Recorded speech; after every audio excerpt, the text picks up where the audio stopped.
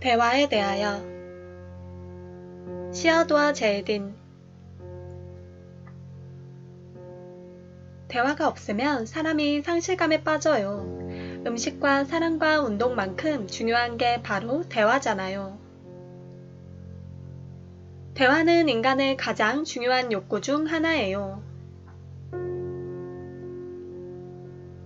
대화를 잃으면 사람은 죽어요. 테리 웨이트처럼 홀로 갇힌 사람들은 상상의 자신과 대화를 나누면서 정신을 붙잡죠.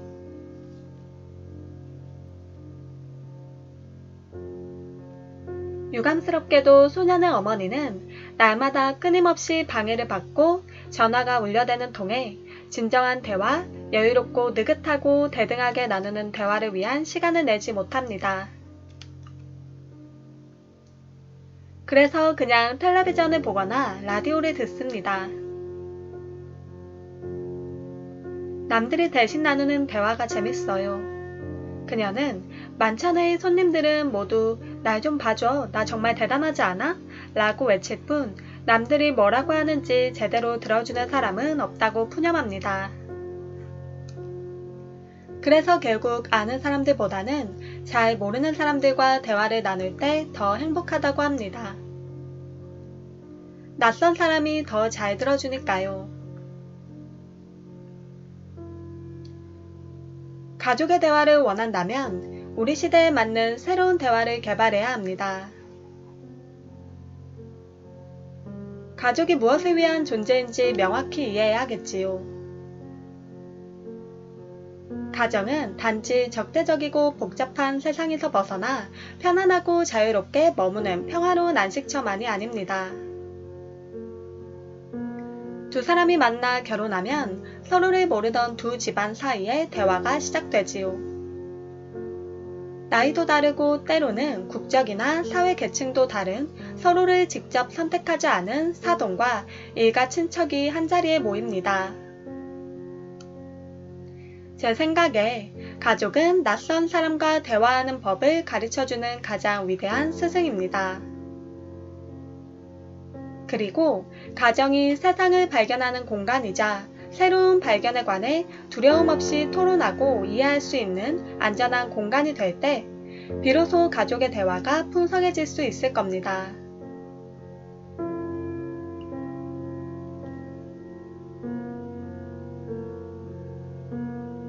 물론 사람들이 누군가를 혹은 무언가를 혐오하고 싶어하는 것은 사실입니다.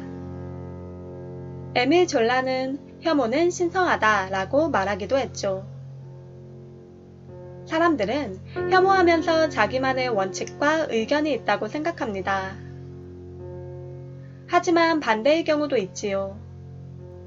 도저히 이해가 가지 않거나 불쾌한 인물에게서 존경스럽거나 감동적인 면모를 발견하는 것도 꽤 큰 만족을 줍니다.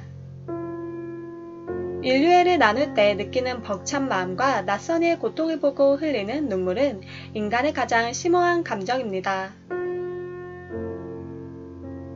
이런 감정을 느낄 때마다 우리가 인류라는 거대한 가족의 일원이라는 사실을 새삼 깨닫게 되지요.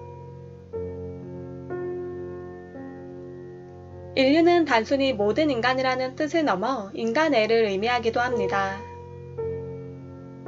인간애가 전혀 없는 사람은 그리 많지 않습니다. 돌무더기 속에 숨겨진 황금의 자취를 찾는 일은 그 무엇보다 흥미로운 도전이 될 겁니다.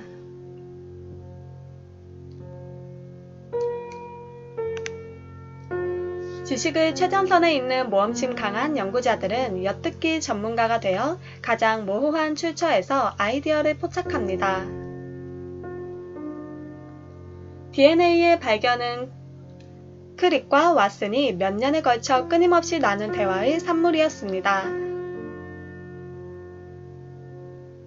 이들에게는 오직 한 가지 규칙만 있었습니다. 떠오르는 생각을 거르지 않고 모두 말할 수 있어야 한다는 규칙이었죠. 크릭은 항상 학술지보다 대화를 선호했고 흥미로운 실험을 진행한 연구자들과의 만남을 중시했습니다. 연구자들이 학술 논문의 무채색 문체로는 전하지 못한 이야기가 더 있기 때문입니다. 크릭은 순진한 질문을 던짐으로써 스스로 현상을 단순화시켜야 제대로 이해할 수 있다고 주장했습니다. 그리고 그런 대화에서 새로운 통찰을 얻었죠.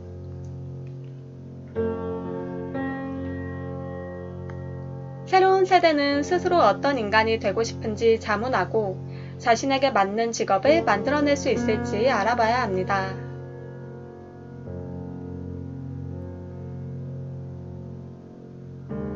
산업계의 리더들은 르네상스 방식대로 가야 한다는 사실을 이미 깨달았습니다.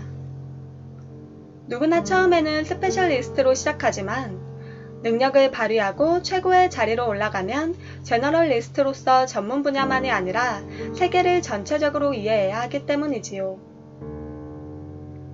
하지만 그들도 제너럴리스트로서는 초심자인 셈입니다. 모든 것에 관해 말할 수 있는 사람, 이를테면 르네상스 인간이 되는 교육은 어디서도 받을 수 없으니까요. 과거 상류층 여성들이 사교계에 나가기 위해서는 학교를 마쳐야 했고 어떤 상황에서도 적절한 대화를 나눌 수 있는 능력을 길러야 했습니다. 오늘날의 관리자들은 경영대학원에서 이윤을 늘리는 방법을 배우는 데만 전념합니다. 실제로 최고의 관리자들은 여러 분야로 옮겨 다니지만 분야마다 동일한 처방을 내리면서 경무에 시달리느라 정작 르네상스 인간이 되고자 하는 목표에는 도달하지 못합니다. 따라서 학생이든 관리자든 일반 직원이든 생각이 경직되어 간다고 느끼는 모든 이들, 자유로운 삶을 얻기 위해 최후의 노력을 해보고 싶은 모든 이들, 말하자면 단순한 스페셜리스트로서 만족하지 않고 더 나은 인간이 되기 위한 직업을 갖고 싶어 하는 사람들에게는 새로운 무언가가 필요합니다.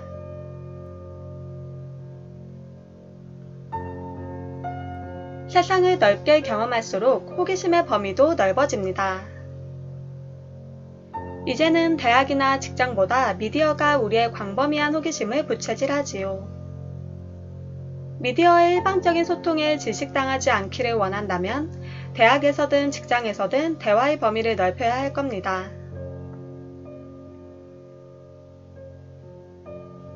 몇 년 동안 여러 직업을 전전하며 어느 곳에도 만족하지 못하다가 현재는 컴퓨터 전문가가 된 젊은 여성을 예로 들어볼까요? 그녀는 컴퓨터를 다루는 능력에 자부심을 느끼지요. 그렇지만 이 새로운 자신감은 한계에 부딪힙니다. 이 리웨이 삶은 컴퓨터로 인해 별반 나아지지 않는 겁니다. 그녀는 항상 친근하고 쾌활하고 다정하고 사람들의 감정을 세심하게 알아챕니다. 그러나 이런 성향 탓에 남들이 자기를 어떻게 생각할지 지나치게 신경을 쓰게 되지요. 또 이성과의 대화가 친밀해지는 순간을 두려워합니다. 여전히 스스로를 과소평가하고 자신의 약점을 예민하게 의식해서 늘 남에게 속거나 자신의 허점을 드러낼까봐 두려워하고 또 겉으로 보이는 모습에 비해 실제 자신이 한참 부족한 것 같아 불안해합니다. 컴퓨터 기술은 아직 한 인간으로서의 그녀의 삶을 변화시키지 못했습니다.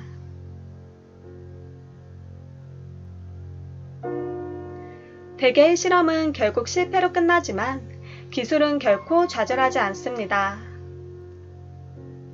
이따금씩 엄청난 무언가를 발견하니까요.